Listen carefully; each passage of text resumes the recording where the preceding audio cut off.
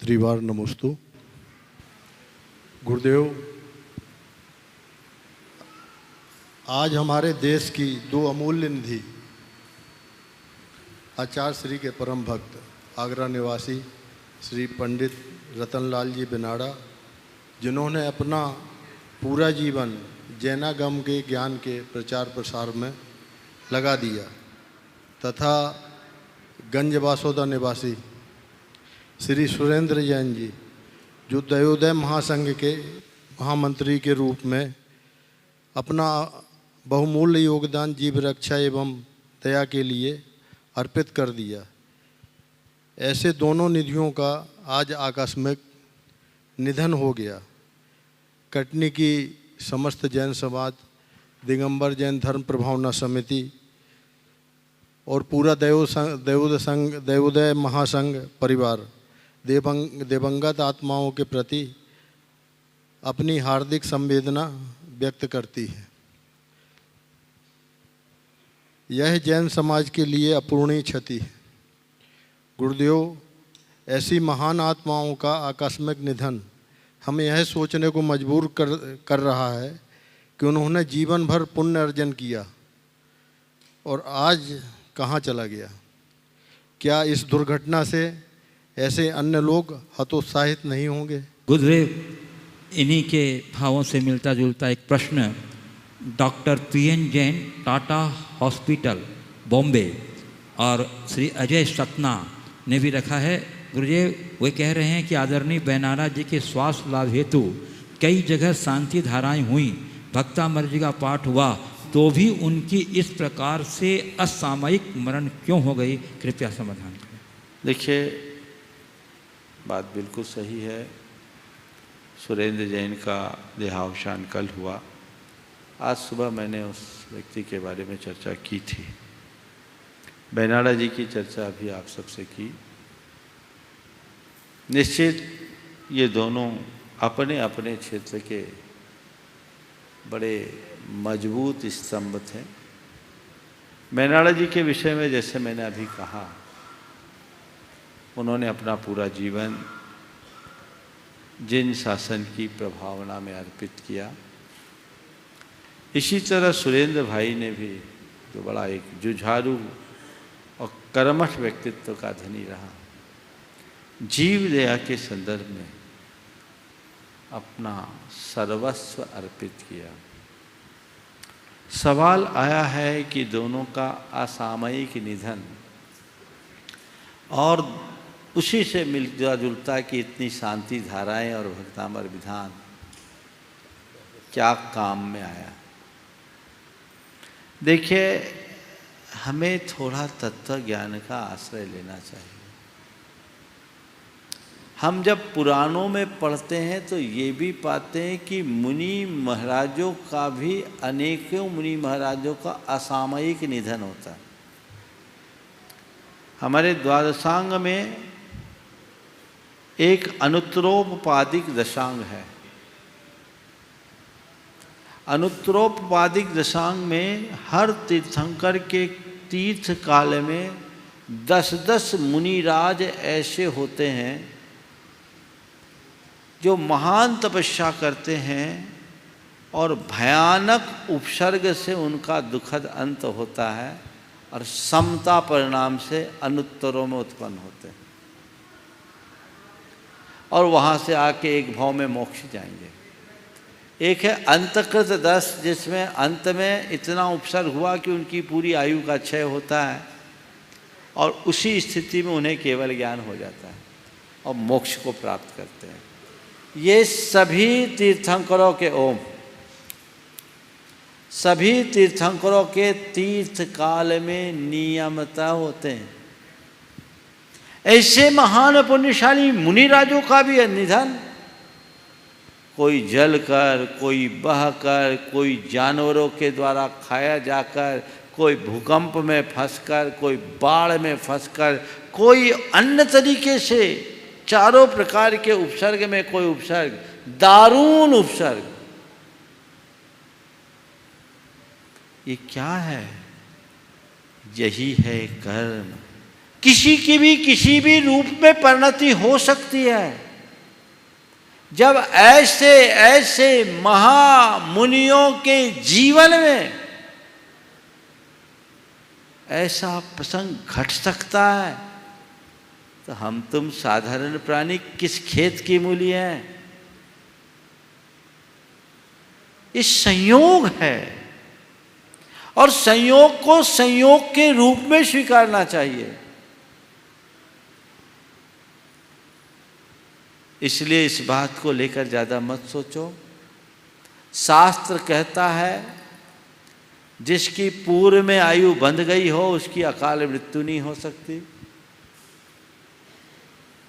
और अकाल मृत्यु हो भी रही है और अंत में परिणाम है तो अच्छे हैं तो वो सदगति का पात्र बनेगा, क्योंकि उसकी आयु अंतिम समय में ही बंधेगी। ये बात बहुत गहराई से समझो, सिद्धांत की बात कह रहा हूं।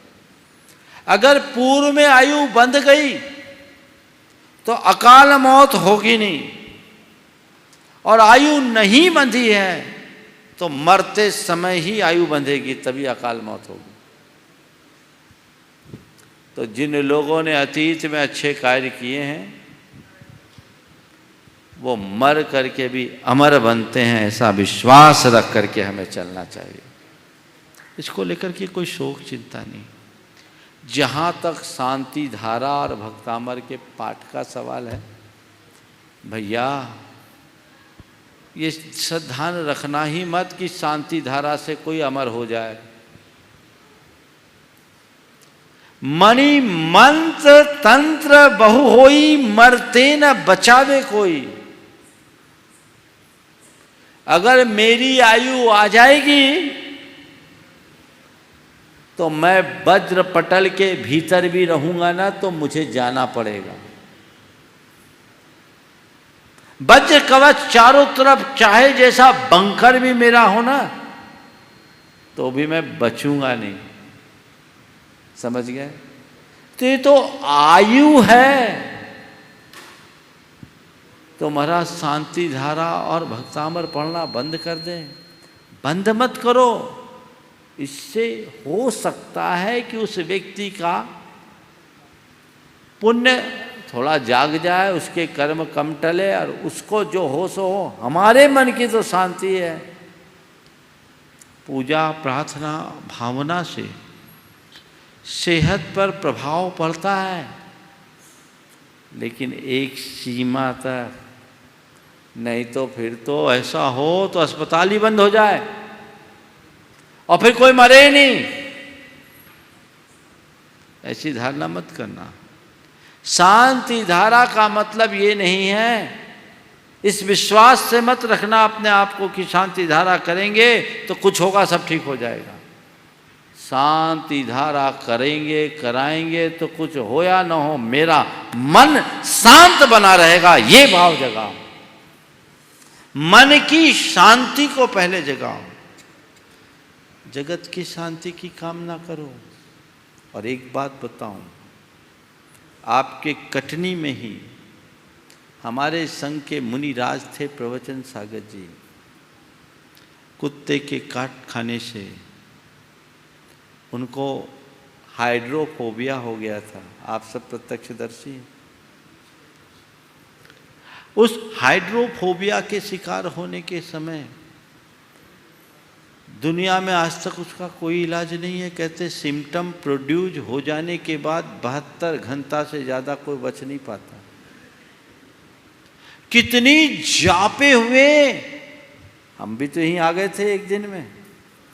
कितने त्यागी व्रती थे उस समय कटनी में, कितना जाप पाठ हुआ,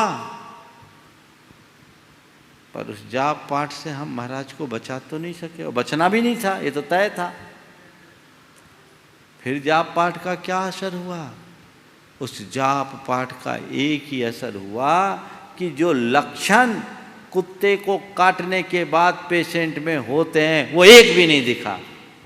पानी की तरफ भागने का, भौंकने जैसा हरकत करने का, लोगों को पकड़ने जैसा करने का कुछ नहीं हुआ। और हमारे आंखों के सामने शांत परिणामों से उनका समाधि मरण हुआ भक्त प्रत्याख्यान के साथ। ये है शांति धारा का चमत्कार। इसलिए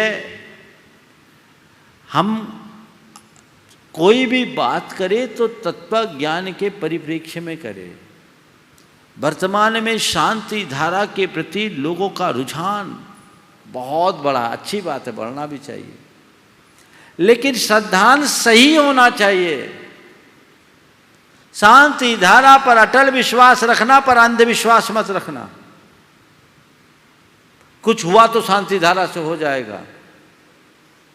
और हम लोगों की एक कमी है, हम महिमा मंडन करने के लिए, अरे महाराज जी से शांति धारा कराया ठीक हो गया, तो ठीक हो जाने का तो ठीक है, लेकिन जिसका ठीक नहीं होता तो ऐसा सवाल खड़ा होता है, कहाँ गई शांति धारा। एक बात को अकांठ में बांध के रखिए, मरने जीने को कोई रोक नहीं सकता। मणि मंत्र तंत्र बहु होई, मरते न बचावे कोई। बस परिणाम को शांत रखो। हमारे हाथ में जो वही हम कर सकते हैं। अगर उसकी आयु होगी तो बच जाएगा, आयु नहीं होगी चला जाएगा। कौन जीव का कब कैसा परिणमन हो जाए कौन जानता है। इसलिए कोई किसी महामारी का शिकार बनकर मरता है तो ये मत सोचो कि उसकी दुर्गति ही हुई है, ये तो उसके अंतिम क्षण के परिणामों पर निर्भर है। यदि उसके अंतिम क्षण में परिणाम अच्छे होंगे तो नियमतः वह सद्गति का पात्र बनेगा। क्योंकि अभी मैंने आपको आगम की बात बताई, आयु बंधने के बाद अकाल मरण होता नहीं है, और जिनका अकाल मरण होता वो मरते समय ही आयु बांधते हैं। वो जैसे परिणाम होंगे वैसा होगा। और ऐसी महामारियों में तो आत्मा पहले से सावधान हो जाती है। अगर पूर्वाभास हो जाए, अंदर से चेतना जाग जाए तो उद्धार भी कर सकता है। मैं आप सबसे भी कह सकता हूँ, खुद के लिए भी कह रहा हूँ, क्या पता कब किसके साथ क्या हो जाए। तो कभी किसी के साथ हो ना ऐसी भावना भाव, लेकिन यदि कुछ हो जाए तो घबराना मत।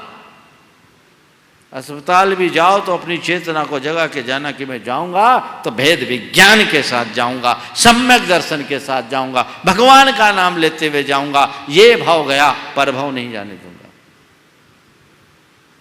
ऐसी सोच बनाएंगे तो आप उसका वांछित परिणाम ले पाएंगे। तो मैं पुनः बैनाला जी के प्रति और सुरेंद्र भाई के प्रति अपनी सद्भावनाएं प्रकट करता हूँ। दोनों के परिवार को यही कहता हूँ कि वो चले गए पर अपनी स्मृतियाँ छोड़ करके गए हैं। जाते तो रोज़ अनेक लोग हैं, लेकिन उनका जाना जाना नहीं माना जाता, जो जाने के बाद भी अपनी छाप छोड़ कर जाते हैं। इनकी अमिट छाप है, इनके कार्यों की, इनके कृत्यों की, और वही लोगों के लिए प्रेरणा मिलेगी। परिवार के लोग भी उससे प्रेरणा पाकर अपने जीवन को आगे बढ़ाए। यही मेरा आशीर्वाद।